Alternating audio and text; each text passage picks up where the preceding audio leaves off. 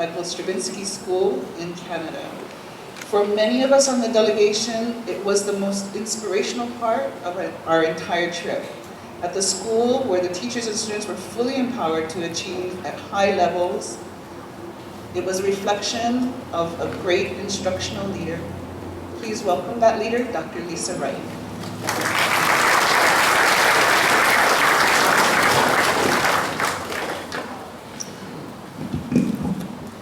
I have visited your beloved islands 14 times now.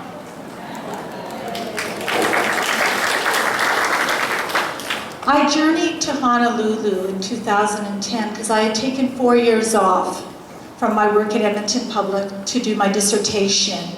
And I had worked extensively in schools along with some phenomenal students and teachers and leaders and had very rich data to mine.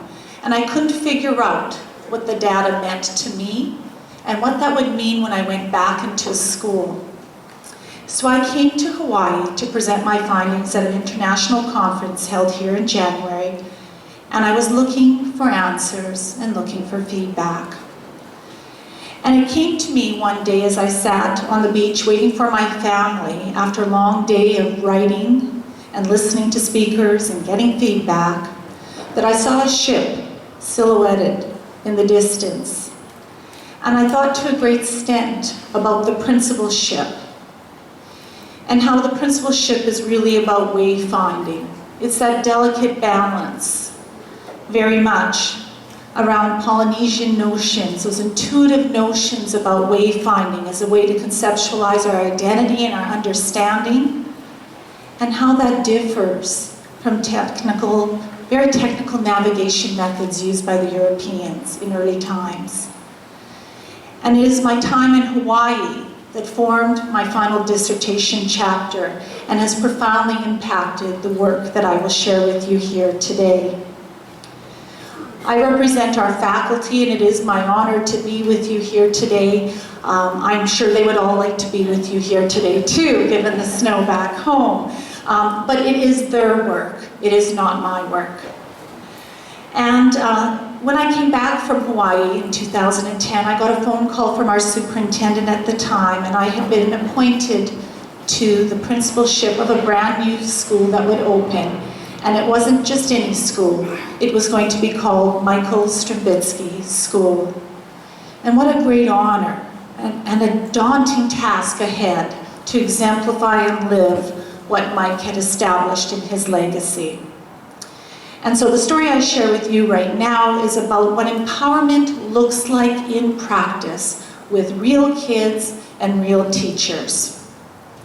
So from the day I took on the principalship at Michael Strembitsky School, I was responsible for all operational and instructional facets of the school. This is not my school, it is our community school. And as such, I garnered the feedback of future students, parents, and teachers when we had just broken ground by gathering them together for focus groups to talk about our vision. What were their hopes and their aspirations and dreams for the children? What kind of education did they envision for this school and their community? And it was through that process that we discovered our vision would be about authenticity in learning and the sharing of the leadership in our school. Once we determined our vision, we knew the what.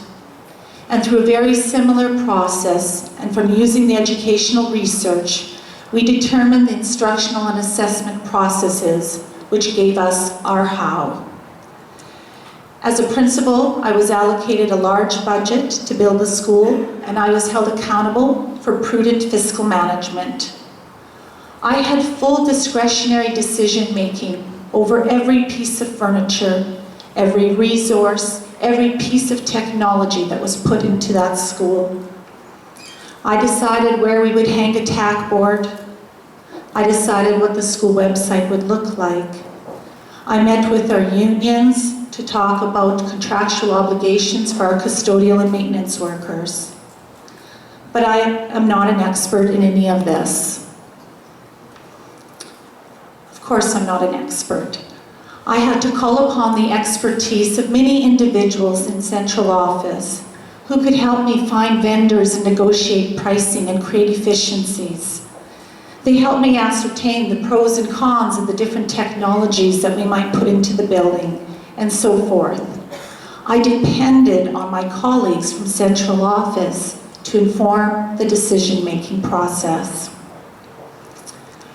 Undoubtedly, all of this managerial work was very important, but each decision I made was based on developing and sustaining our vision. And our vision really was focusing about cross-disciplinary learning and project-based learning approaches.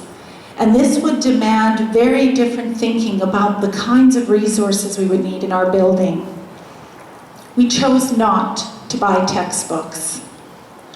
We moved away from thinking about resources as stuff. We put greater emphasis on community resources and people expertise. Instead of textbooks, we decided to hire a full-time artist-in-residence who works on the integration of fine arts alongside of our teachers every single day in our building. And when our school opened finally in 2012, at our peak we served 1,100 students within a fully inclusive setting. Jeremy talked about when you open a school, you often hire to recreate yourself. I was smarter. I chose to hire people that were different than me because I wanted to have people who would challenge, people who would bring diversity to our building. And so I had the opportunity to select all 70 teachers, support, custodial, and exempt staff in our building. And I only had ever met 2 of those 70 people before in my career. And together we created a succinct framework that would guide what we believed was important to reconceptualizing teaching and learning in our building. At our school, we focus on 4 distinct areas that are premised on the notion that everything we do needs to build the capacity of the people who serve the children. So the first component of our framework revolves around the creation of organizational routines and artifacts. So one, very simply, is our timetable. One of the barriers to authentic and cross-disciplinary learning for us was our timetable.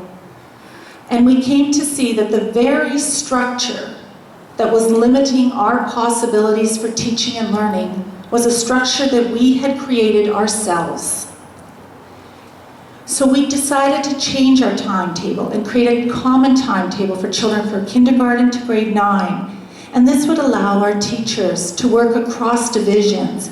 This would allow children to work across classrooms. We no longer would define learning by the classroom in which a child hung their coat. Rather, children in our building move from one teacher or one classroom to another throughout the school day, depending on the needs of that learner, the expertise of the teacher, or the task at hand. How we use our time can change.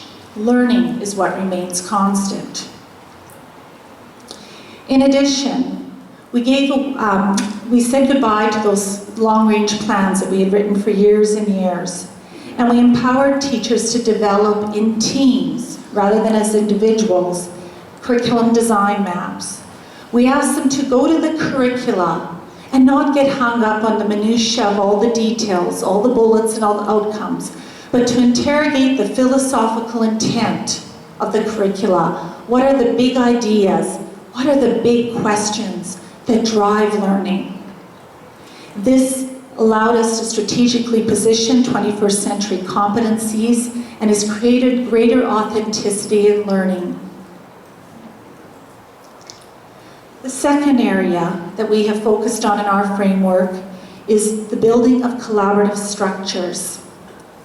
School improvement is a collective, highly collaborative knowledge-building process, and we have identified relationships characterized by interdependence as absolutely critical to empowerment and ensuring sustainability of the changes we make. Every teacher is a leader in our building, And as such, each one participates on a design team.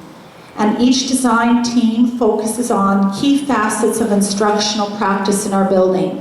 And these teams vary from the integration of new technologies, to meeting diverse learner needs, to creating career pathway implementation plans. I am absolutely relentless on finding time for teachers to collaborate. That is what creates quality teaching and learning. Our teachers meet on a weekly basis, and as much as possible, I try to give them release time during the school day every month to work with their teams. This has been integral to creating a culture that is professional. A professional culture harnesses collective expertise, and a professional culture is about collective responsibility for the results. The third area we've targeted is professional learning, and Tommy spoke about this earlier today. Adult learning. Every Thursday after school, we engage in book studies, the reading of research, and in professional learning sessions, often led by our own faculty. We initially thought that professional development would be about learning all the things we needed to do in this new school together. And we were terribly wrong. The professional learning that has been most valuable for us has been unlearning. Unlearning and relearning. Our real work, we know, is about unlearning what we know and have always traditionally practiced in schools. The real work for us has been learning to interrogate what we take for granted and the status quo. Part of our professional development has also focused it on the understanding of the 21st century competencies. These competencies have required a huge shift for our teachers, from that of content delivery to a competency focus or competency development. And competency development is less about knowing about something, and it's so much more about knowing how. And this strikes at the very core of what it means to teach. Where we once thought that we were experts and disseminators of information, we now see ourselves in our building as designers and architects of learning. So professional learning should always elevate the professionalism of teachers, and we do this through collective inquiry. When we're interested in something, we bring in all of the research, the books, the programs, everything absolutely out there on that given topic. And then we empower our teachers to look at that and to assess the merits and limitations of those materials so that we can create our own definition of that work. The fourth aspect of our framework is around finding an intentional focus on reflective practice. Finding tranquility in the context of our very busy lives and busy school days is not always easy. But we believe strongly that an empowered culture leverages reflective practice as a means to challenging both tacit and explicit assumptions, processes, and structures. Reflection underpins our learning at Michael Strembitsky. There are many distractors that our teachers face each and every day. And it is one of our primary responsibilities as a school leadership team to mitigate and negotiate that for our teachers. And we structure time with our faculty to very intentionally talk about what we need to continue to do, what we may need to adjust, and most importantly, what we need to stop doing. We can't keep adding to the plate of teachers. To realize the vision of what it means to be an empowered school within a dynamic context will require faculties to be courageous and intentional, because not only do we need to reflect individually and in our school teams, we need to open ourselves up to reflect with external stakeholders, just as you are doing here today. So what have we learned in our story at Michael Strembitsky School about empowerment? Well, we've learned that there are many, many stakeholders, as you can see on this screen, that subsequently influence the possibilities for school improvement. We have a deepened understanding that we cannot achieve our vision through a traditional, formal, one-person leadership model that would elevate me or any of you who are principals in this room to that of a heroic leader. That leaves the substantial talents of our teachers largely untapped. And we need to harness the collective power of our teachers. School improvement cannot happen to teachers, it cannot happen for teachers. It must happen with and by teachers. And so we see the problem of scaling up school improvement, whether it's in our school or perhaps in a system such as yours, to be one of capacity building and empowerment. Teachers are not at the periphery of this reform discussion. In fact, teachers are central to this work. Within the empowered culture of our district at Edmonton Public, I spend less and less time on operational and managerial aspects of my work. I choose to focus on instructional leadership, and I refrain from positioning my work as a dichotomy, an either or. I am not either a manager or an instructional leader. My work is very much about morphing. It's about oscillating on a continuum and trying to find that delicate balance between both of those roles, because both are important.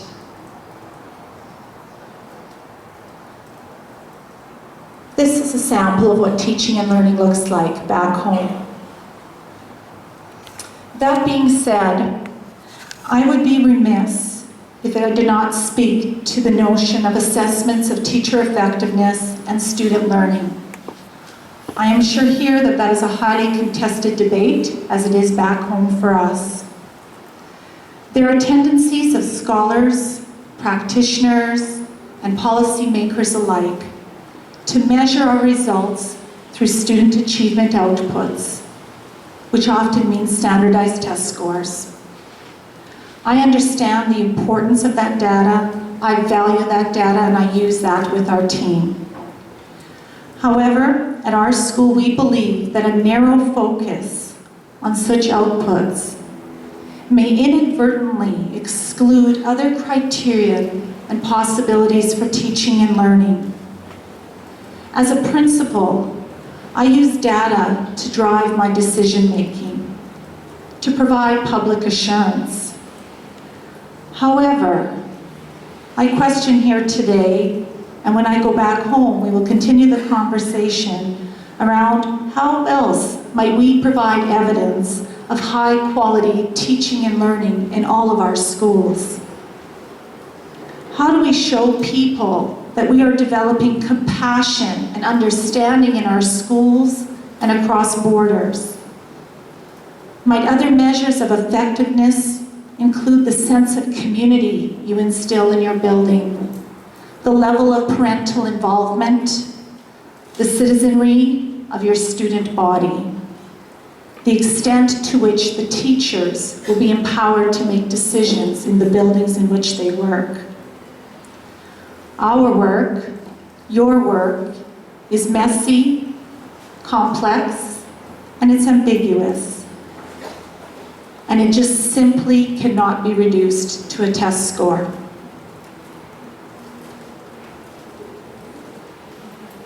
So my closing thought: whether you're opening a new school, such as the opportunity that I was privileged to have, or if you're looking at retooling and rebuilding a system, we are always confronted with a choice. The choice is, do we maintain the status quo, or do we take a risk and try to conceptualize every facet of teaching and learning? Every facet of what we do is a means to empowering our schools and the people who serve the children. This conversation started today is a testament to your choice to take up a position around paradigm pliability. And having paradigm pliability requires having courage. Within a school-based decision-making framework as developed by Mr. Michael Strembitsky, I am fully trusted to be a leader. I have the freedom to determine what needs to be done because I know our local context best. There is no one size that fits all. Back home, I have the authority to do what is right, and I'm expected to engage all of our stakeholders in that work. I am held accountable for results, but I am supported when I need assistance. And I am trusted, and because of that trust, I am empowered. Mahalo.